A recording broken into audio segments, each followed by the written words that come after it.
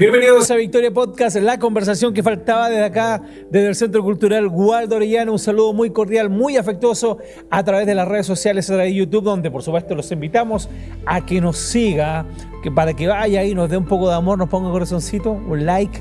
De esa manera respalda el trabajo que estamos realizando junto a todos los chiquillos de acá, del Centro Cultural Waldo Orellana de nuestra ciudad, con grandes invitados. Y hoy no es la excepción porque a mi lado, como pueden ver, ya se encuentra este señor que es de nuestra ciudad. Él es casado, 3 hijos, es profesor normalista activo, y qué mejor que nos acompañe en esta fecha tan importante donde estamos conmemorando a los profesores normalistas de nuestro país. Don Héctor Guzmán, un aplauso para don Héctor. Gracias. Ahora sí, don Héctor, bienvenido. Gracias por la invitación. No, todo lo contrario, nosotros agradecidos que haya podido asistir, nos haya podido acompañar para conversar un poquito, saber de usted de primera mano toda la historia de lo que es, lo que significa y lo que significó el profesor normalista en nuestro país, toda la relevancia que tuvo esta enseñanza durante muchos años en nuestro país. Cuéntenos, ¿es verdad que usted es el único profesor activo normalista? Sí, aquí en Victoria sí. ¿Sí? Claro. ¿A qué se dio eso, don Héctor? Que yo, hace más o menos 5 años, yo ya me iba de la educación.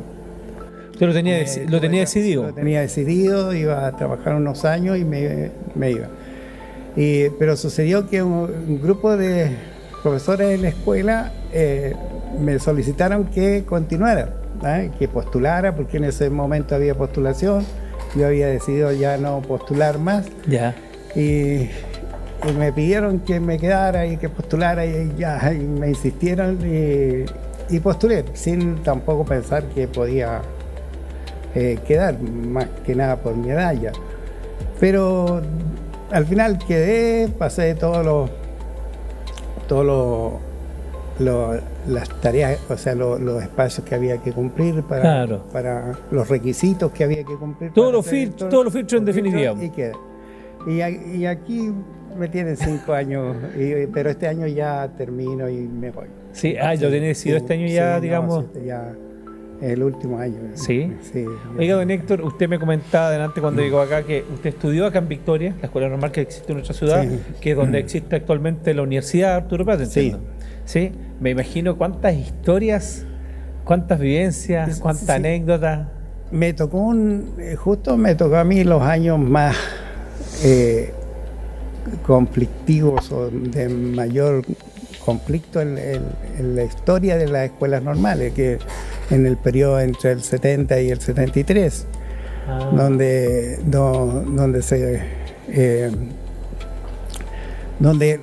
la política permeó casi toda la sociedad y especialmente las escuelas normales. Entonces vivimos un periodo también de mucho movimiento político, pero también se vivió épocas de mucha actividad cultural, deportiva y de mucho aprendizaje también. O sea, fueron años muy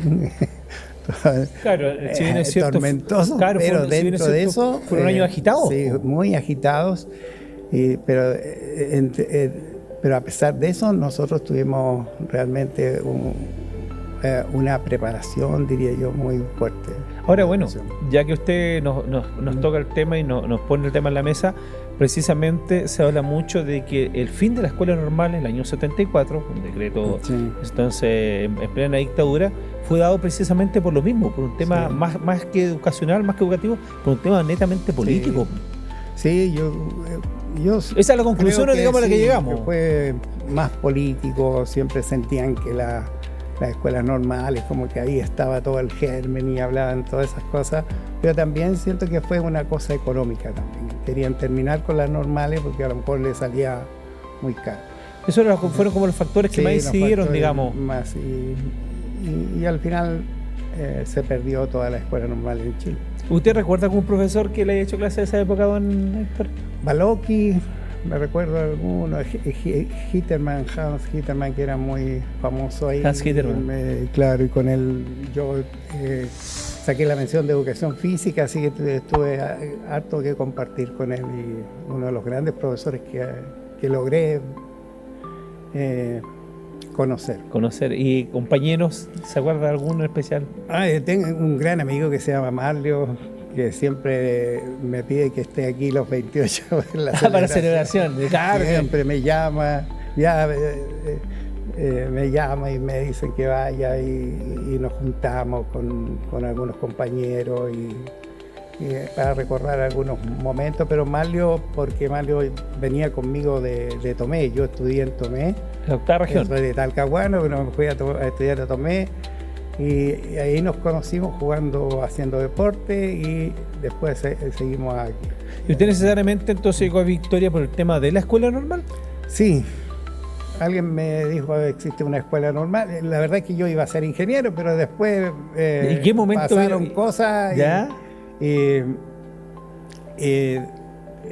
algún momento dije ya mejor me voy, quiero hacer otras cosas y supe que existía la escuela normal de Victoria. Vine como con 3 o 4 compañeros más aquí y fui el único que quedó al final y precisamente nosotros conversamos hace un tiempo atrás con Nivaldo Gretón de eso mismo, cuando estábamos acá en el podcast, que una de las cosas relevantes que tuvo Victoria, una de las importancias, digamos, de las cosas más importantes de ese tiempo fue que acá hubo una escuela normal, porque no estaba en todo Chile, no estaba en todas las ciudades de Chile, digamos. No en todas. Y era la escuela normal le daba mucha vida a las ciudades, porque ahí estaba el centro cultural, el centro deportivo, también había mucho deporte, mucha cultura. Esto mismo de ver estudiantes, porque ¿qué le pasaba a uno? Uno iba a hacer prácticas. El del primero o segundo año ya lo mandaban a la escuela a hacer prácticas. Entonces uno siempre veía por las calles estudiantes con sus tremendos, con la guitarra, porque muchos normalistas tocaban la guitarra, tocaban instrumentos, entonces todos con su guitarra al hombro, con unos tremendos papelógrafos que llevaban y cosas, porque en esos tiempos no existía nada de digital, entonces no se podía proyectar, claro, entonces digamos. todo había que llevarlo. Entonces uno siempre en la ciudad siempre me quedó pegado eso de ver estudiantes, los profesores igual llenos de cosas en los brazos, y muchos con todo el equipamiento, claro. Iban con todo el equipamiento. Sí, porque convengamos, don Héctor, para contarle igual a las nuevas generaciones, que el profesor normalista siempre hacemos la salvedad. Uno no dice que sea mejor ni peor, pero era todo muy distinto. Sí. El profesor normalista era un profesor completo, desde el punto de vista que usted no enseñaba solamente una materia. Usted también llevaba una guitarra, como dice, y se ponía a tocar guitarra con los alumnos y tenía que aprender a tocar guitarra con ellos. Uno aprendía de unas 3 posturas y listo, y con eso armaba música, como era básico. ¿Se fija? Música. Pero era muy complejo. Yo voy aquí no a trabajar en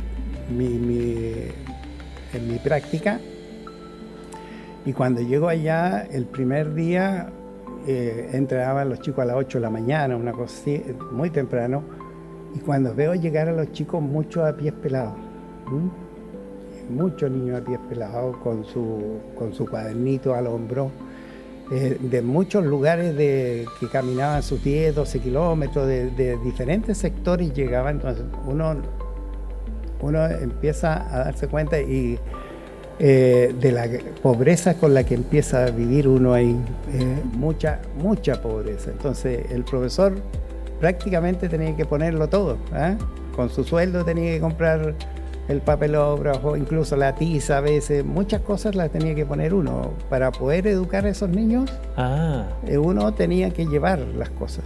No es como hoy día el profesor dice necesito carátula o cartulina, va a la central didáctica de la escuela y le entregan el material. Necesito 100 fotocopias de esta cosa y le pasan las 100 fotocopias, y en esos tiempos no existía nada de eso, no sabíamos. Todo era distinto, y el profesor, aparte que ganaba muy poco, tenía que estar siempre comprando cosas para poder desarrollar sus clases, porque el Estado a lo más entregaba un libro. Lo más básico, ¿no? Claro, entregaba un libro, entregaba un par de cuadernos, pero muy básico.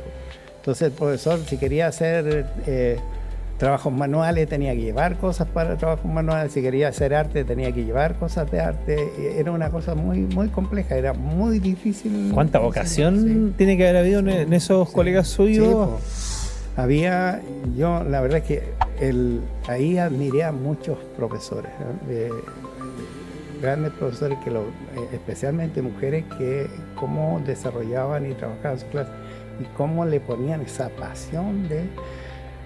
En esos tiempos había como un 30-40% de analfabetismo, hoy día ya no existe. Claro. Y se debe a esa gente. La Todo gente ese de los trabajo 60, de los 70, todos esos profesores de los 70. Porque no solamente uno iba a hacer clase en el día con los niños, en la noche íbamos a hacer clase a los adultos. Porque yo en Quino, por lo menos había... La mitad de la gente no sabía leer ni escribir. Entonces los llevábamos en la noche a enseñarle a leer y escribir, y era todo un mundo ahí. Y eso le pasaba a muchos. Tremenda pega, don Héctor. No sé, fue un... y estamos hablando que en ese tiempo el camino tiene que ser un camino como... Tierra, claro. Si yo quería ir aquí, o sea, yo viajaba de Concepción a aquí, después me bajaba en púa y me iba a pie. 12 kilómetros viajaba a pie hasta llegar aquí, cuando me iba el fin de semana a Concepción a ver a mis padres. Y me tocaba mucho viajar a pie, y eso le pasaba mucho. Había profesores rurales que viajaban de Victoria a Pailahue, de Victoria, que les tocaba quedarse allá. Era como normal eso. Era normal, era una vida súper normal, era muy sacrificada. Porque yo venía de una ciudad donde tenía el agua caliente, la ducha, tenía todo. Mi padre trabajaba en Huachipato, entonces yo vivía súper bien. Y de repente me encuentro en una pieza de madera llena de hoyos de ratones, no tenía baño, había un baño había que salir afuera, pues, claro. Como al fondo del sitio, que los sitios son de 50 metros. Y no había nada, entonces tenía que poner un balde con una manguerita. Para bañarse. Para bañarme, y a las 6, 7 de la mañana bañándome afuera en una leñera para poder bañarme. Y arreglar. Así era la vida de un profesor en ese momento. El cambio hoy día es muy grande. Tremendo, uno ha logrado vivir todas estas épocas, por eso... ¿Usted le traspasa estas cosas de pronto a los chicos, así, o a los mismos padres de usted, a los profesores nuevos que vienen a veces saliendo? Uno lo conversa, sí, porque uno conversa a través de su experiencia. Sin ánimo de resentimiento, sino que como contarle la historia. Contar un poco la vida de muchos profesores y de muchos sacrificios. Entonces, cuando habla el profesor tiene que tener pasión, esos profesores tenían una gran tremenda vocación. Sí. Yo creo que da también esa circunstancia, es que en algún momento las escuelas normales también se transforman como en internados, precisamente para que los chicos de sectores rurales, sectores campesinos, digamos, y vengan acá, porque también el Estado le entregaba como una beca completa, porque era alimentación, educación. Entonces, claro, para no exponerlos a ese tránsito que es usted, que era muy complicado por el tema, no sé, no existía la movilización que existe el día de hoy, la logística no era la misma. Claramente ellos aprovechaban esta beca completa y podían estar como en los internados de las escuelas normales. Eso también lo estamos viendo. Entonces, era una tremenda ayuda. No, en esos tiempos, o si no hubiese sido posible tener los profesores suficientes para poder trabajar en la alfabetización del país.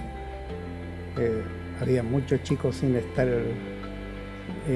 en la escuela en esos tiempos. Claro, era muy normal que los chicos... se cubrían a todos los niños. Claro, y sobre todo en el sector rural era muy normal que los niños no lo mandaran a la escuela. Claro. Se quedaban trabajando en labor del campo, nomás porque no daba la posibilidad, porque no hay colegio, no hay escuela, y bueno, y había que quedarse con eso nomás. Había que quedarse con eso nomás. Y ahora, y ahí viene lo relevante de ustedes, pues, como profesores, porque ustedes eran profesores, hablamos delante, profesor no de un ramo, de varios, líder comunitario, prestaban asesoramientos, claro, pues. Sobre todo cuando se iban al sector rural, usted era la persona que enseñaba, pues. Nosotros, sí, es verdad, porque nosotros también éramos dirigentes sociales, siempre uno estaba metido en las juntas de vecinos, organizar los vecindarios deportivos, Y uno tenía que estar... lo bueno que pasaba en esos años, que no lo veo ahora, que las universidades nos daban, en los veranos, habían espacios para que los profesores fueran a perfeccionarse. Y eso, por ejemplo, yo quería hacer fútbol en Quino. Entonces yo iba a Concepción, me inscribía en algún grupo que hacía capacitación en fútbol, y después la Universidad de Concepción, que fui mucho en los primeros años, hacía matemáticas, lenguaje, deporte, hacía una cantidad de capacitaciones, y eso nos ayudaba a nosotros después, cuando volvíamos con nuestros niños, a ir mejorando también toda la parte educativa, con todo. ¿Y qué le pasa a don Héctor cuando ve ahora en pleno 2026 todos los cambios que sufrió la educación en nuestro país, la forma de educar, los problemas que se suscitan, este mismo tema del teléfono que hablábamos delante? Sí. Ahora, se entiende que hay un dictamen, hay una normativa que prohíbe el uso de los teléfonos, puesto que el teléfono, más que ser una herramienta, se transformó en algo completamente distinto a lo que es, a lo que se entendía. ¿Qué le pasa cuando le ha tocado vivir todo esto, todos estos cambios? Ha sido complejo, la verdad, que el poder sobrellevar la era digital ha sido muy complejo en las escuelas, tanto que el Estado se vio obligado a prohibir los teléfonos en el aula. Era tan complejo lo que estaba sucediendo, porque los niños ya no ponían atención, estaban perdiendo un poco la capacidad de lectura, ya no había comprensión. En la sala había que estar a cada momento: guarda tu teléfono, deja tu teléfono en tu mochila, y volvían a insistir, volvían o sea, las clases se estaban convirtiendo en cosas casi sin sentido. O sea, el chico ya no estaba escuchando, no estaba poniendo atención, no estaba aprendiendo o sea, y también toda la parte valórica, el respeto, la tolerancia, todo eso también como que se iba perdiendo un poquito. Sí, de hecho, hablamos delante, se está perdiendo un poco el centro de conversación. La gente ya no se comunica. Usted va a una reunión social o alguna actividad de cualquier tipo, ve varias personas, y en 2 o 3 minutos te ve, mira, están todas las personas con el teléfono en la mano. Entonces se va perdiendo el sentido de conversar, de entenderse. Quizás incluso por eso tenemos poca capacidad de diálogo y de discutir. La gente ya no discute con argumentos. La gente repite mucho lo que escucha o lo que ve acá. Claro, la palabra discusión es como fea. Claro. Se ven como algo fuerte. Cuando uno dice ya discutamos, dice, ¿cómo vamos a estar discutiendo? Como si fuera algo. Y no es solamente dialogar, conversar, plantear ideas. Ver las ideas, plantear los puntos de vista. Eso es discutir, pero a la vez lo ven como algo extraño el discutir. Pero y nos estaba pasando también con los adultos, pues también estaban muy concentrados más en su teléfono que en lo que teníamos que realmente interesarnos. Y eso, el cambio hoy día ha ido mejorando también el aula, y ha ido mejorando la relación de la escuela también. Claro, el hecho que haya existido un cambio, en definitiva, porque hay que decirlo, el tema tecnológico quizás para lo que en lo que educación se refiere puede haber sido relevante en la pandemia, es lo que nos sirvió para comunicarnos en pandemia. Claro. Para usted mismo poder hacer clases en pandemia. ¿Cómo vivió ese proceso, don Héctor? Bueno, nosotros lo vivimos, diría, distinto a los demás en la escuela, porque la mayoría llevó la escuela a la casa. El profesor, por ejemplo, de tercero básico, le hacía clase a todos sus niños de tercero básico. Y el profesor de asignatura iba haciendo así, pero le hacía clase, si eran 40 niños, a los 40 niños. A los 40, claro. Y era súper complejo. Nosotros lo que hicimos allá éramos un grupo grande, como 40 y tantos personas, y decidimos hacerlo más de manera tutorial, o sea, más focalizado. Más personalizado, claro, más personalizado, y nos repartimos los niños en grupos. Entonces, ¿y de cuánto eran? De máximo 8 niños. Ya ese era el tope. Ese era el tope. Los profesores de matemática, lenguaje, ciencias tomaban más niños. Y los demás, todos. A mí me tocó, yo siempre le decía, yo soy el más viejo, así que menos niños. Yo tomé 4 niños y la mayoría tenía 8, algunos tenían un poco más, dependía de la capacidad también del profesor. Así que como fue ya más personalizado, entonces trabajábamos con muy pocos niños y eso nos permitía atenderlos a todos. Cada profesor atendía a todo su grupo. Yeah. Entonces no nos sucedía eso que algunos dejaban prendido el computador. Sí, o le ponían la foto nomás y usted no sabía foto y nada de eso, porque nosotros, como uno tenía poco, uno podía ir conversando con los 8 y lo hicimos más a través del diálogo, la reflexión, en matemáticas hacíamos mucho ejercicio, resolución de problemas y fue bien interesante ese trabajo que hicimos. Pero y además que usted tenía la certeza de que estaban aprendiendo, porque sí. Hay muchos que se promovieron de año, de claro. curso, y nunca supimos si realmente aprendieron claro. o no, porque cuando eran 20 o 25, sí. ¿cómo lo hace usted? Si usted en la sala presencial no sabe si le toman atención, claro. imagínese de manera remota. Sí, se enseñaba menos cosas, pero lo más importante, la lectura, la matemática, la cosa, achicamos mucho el currículum ahí, pero nos fue bastante bien. Al final sí dañó mucho la salud mental de los cientos de los profesores. ¿Sí? Pasamos un periodo bien conflictivo. Después, cuando volvimos de la pandemia, hubo muchos problemas de salud mental. Me costó recuperar eso. Yo creo que a todos les debe haber pasado un poco eso. Buen punto eso, Néstor. Esa fue como la consecuencia, en definitiva. La consecuencia fue eso, sí.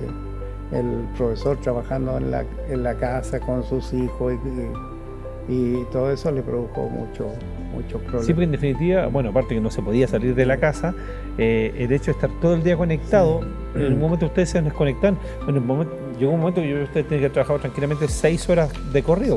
Sí, era agotador, era muy agotador trabajar con niños así de manera remota, porque había que tenerlo todo el momento atento y era muy agotador. Para mí fue un trabajo, pero yo esos 4 chiquillos que tuve, yo creo que ellos cuando tengan unos 50 años se van a acordar que hubo un gallo que le estuvo haciendo clases por teléfono, lo hizo leer un libro, claro. Lo hizo hacer esto, lo hizo hacer lo otro. Yo creo que eso se van a acordar no se le va a olvidar jamás ese periodo de trabajo que hubo. Pero imagínese, don Héctor, siempre hacemos este ejercicio, cuando uno habla de la pandemia lo hace con tanta naturalidad ahora, con tanta soltura, y si alguien no hubiese dicho, no sé, por el año 2019, el año después del estallido, ahora va a venir una pandemia, usted me ha dicho, usted está loco, ¿de qué me está hablando? ¿No? ¿Se fija? Sí, entonces, parece algo irreal al final para uno. Ahora lo hablamos hasta con soltura, hasta nos reímos, pero en el momento, como dice usted, fue un trabajo, sobre todo para ustedes, los profesores, fue muy desgastante. Fue muy agotador, desgastante. Por eso que uno entiende el problema de salud mental que vivieron algunas personas, porque yo digo, con 4 niños, viví lo desgastador que era. ¿Qué pasa con esos profesores que estuvieron 30, 40 niños atendiendo en un momento durante toda una mañana? Que ha sido mucho más agotador para ellos. No, de todas maneras, y más encima con lo complicado que además, es enseñar. Los padres encima. No, y participan todos, pues era una clase participativa. Usted daba una tarea cuando estaban los papás. Que los padres encima, y preocupados que cuando se hiciera una evaluación no le estuvieran soplando. Claro, porque apagaban el micrófono. Era todo un show esa cuestión. Sí, pues apagaban el micrófono y surgieron hasta anécdotas también, hasta el día de hoy de grabaciones que aparecen ahí. Hay muchas historias. Durante la pandemia. Oiga, don Héctor, en este año 2026, ¿qué mensaje le daría a usted en realidad? Porque yo me imagino que esta historia que usted nos comenta la habla con su familia cotidianamente, pero ¿qué mensaje le daría en general a la comunidad, a la gente que nos ve a través de las redes sociales, a través de YouTube, sobre el valor de la escuela normal? Ya nos quedó súper claro lo que usted nos explicaba, la manera que se tuvo que enseñar, la manera que se alfabetizó a la gente, si no, los índices nunca se habrían bajado al nivel que se bajaron. Y viéndolo a la realidad que estamos hoy, ¿cuál es el mensaje? Si usted volviera atrás, se lo pregunto así, si usted volviera atrás, ¿volvería a hacer lo mismo? ¿Volvería a estudiar lo mismo? Yo la verdad es que nunca soñé ni pensé que iba a ser profesor y terminé siendo profesor, pero yo el primer momento cuando vi a estos niños caminar a pie pelado, y especialmente en invierno, uno empieza como a enamorarse de estos chicos, de sentir que está haciendo algo importante, ¿ah? De sentir que está haciendo algo realmente significativo con su vida, ¿ah? O sea, yo como que el propósito de vida fue dedicarme después a enseñar a estos chicos, especialmente a estos chicos más de privado, porque yo siempre he estado en escuela pública y me ha tocado estar en escuelas muy vulnerables. Entonces, quizá una de las cosas que yo a los profesores siempre les digo, hay que ponerle pasión a esta cuestión. Y esa pasión, y los normalistas lo tenían, ¿no? Uno escuchar a un normalista, cuando habla el normalista habla con pasión, sí, ¿no? Habla, sí. Y cuenta su cosa, y su historia, todo lo que cuenta lo hace con mucho transmite emoción. Transmite emoción. Claro. Y esa pasión es la que siento que a veces falta en el aula, falta en la escuela, eso de querer a los niños, de sentir que están haciendo algo importante, como es una forma de desarrollarse en la vida también, el propósito de... Y entregar conocimiento, yo me imagino con cuántos exalumnos usted se debe pillar de repente que dicen, sí, profe... a mí me da gusto, siempre yo tuve un chiquillo que era muy pobre, Chandía, Chandía, pero era de una pobreza extrema. Esa pobreza que duele. De la que duele. Lo conocimos y estuvo con nosotros 8 años. Pero yo lo conocí como por quinto, sexto año. Y ese chico era muy estudioso, pero era tan pobre que le costaba mucho ir a la escuela, no tenía ropa, andaba siempre mal y la escuela siempre le estaba ayudando. Y a ese niño, y los papás no estaban ni ahí con el estudio de ese niño. No les importaba mucho. No les importaba. Y ese niño terminó su octavo y todos nos dijimos, ¿qué vamos a hacer con este cabrón? Si lo dejamos aquí, se va a perder. Así que buscamos una escuela con internado en Angol, lo mandamos a Angol y lo empezamos a observar y a acompañar en sus estudios. Y terminó su cuarto y se fue para Santiago. Y lo perdimos después. No lo vimos nunca. Hasta que llegó debe ser unos 20 años atrás. De repente llegó una persona con un tremendo jeep. Yo tenía un cacharrito en ese tiempo, ¿no? Con un tremendo jeep. Y yo dije, ¿quién será esta persona? Con una familia, con una cámara de televisión, para filmar, esas tremendas. Macanúa. Hola, profe. Y yo le dije, ¿y tú? Soy Chandía, me dice. Chandía, le digo yo. Sí, pues, profe, me dice. Mire cómo estoy ahora. Él se hizo mecánico y se hizo un excelente mecánico en Santiago. Es tanto que lo llevaron a perfeccionarse a Estados Unidos. Y hoy día tiene un taller y tiene 1000 cosas. Y uno, cuando ve esos casos, y eso es uno de muchos casos que tenemos, cuando ve esos casos uno dice, algo bueno hicimos ahí. A alguien se le cambió la vida para bien. Algo bueno hicimos ahí. Ver a esos niños felices y súper bien, para uno es lo más, sacar de la pobreza a los niños es lo más difícil que hay. Sacar de la pobreza es algo muy difícil, y mantenerse después es más difícil. Y uno observa cómo es posible, sí es posible sacar a los niños de la pobreza, sí es posible que vivan mejor. Y eso es lo que a uno claro, al final del día, eso es lo que usted lo motiva claro, a estar todos los días molestando, la satisfacción. a molestar a los profes, por favor, háganle a estos cabros, enséñenles matemáticas y tratar de insistir todos los días. Porque a uno le queda grabado eso, sí, podemos sacar niños de la pobreza. Como dijo alguien por ahí, la educación puede cambiar el mundo. La educación puede cambiar el mundo, y es así. Los chicos, y uno lo ve todos los días. Qué linda historia, Héctor, bonita. De esas deben haber varias. Po. Sí, muchas historias. Muchas historias de vida. Oiga, Héctor, yo le quiero agradecer lo lindo de esta conversación, de este podcast, que esto va a estar en YouTube, va a estar en las redes sociales para verlo en 15, 20 años más si tenemos vida y volver a sobrecogernos con este relato tan genuino, tan íntimo que usted acaba de tener con nosotros, con esta historia, esta vivencia. Y qué mejor en este día tan importante como es el día del profesor normalista, que tristemente se va perdiendo porque van pasando los años, pero lo importante es que el legado y el recuerdo de eso es imborrable. Sí, es que la normal dejó toda una huella, una historia que es inolvidable. Yo creo que eso siempre va hasta que va a llegar el último normalista, pero después va a seguir, alguien se va a preocupar de recordar esta... Sí, poder prevalecer con el legado y de enseñárselo a las nuevas generaciones, que es lo más importante. La historia tiene una huella ahí que tiene que mantener también. Victoria la sabia. Victoria la culta. La sabia. Era muy...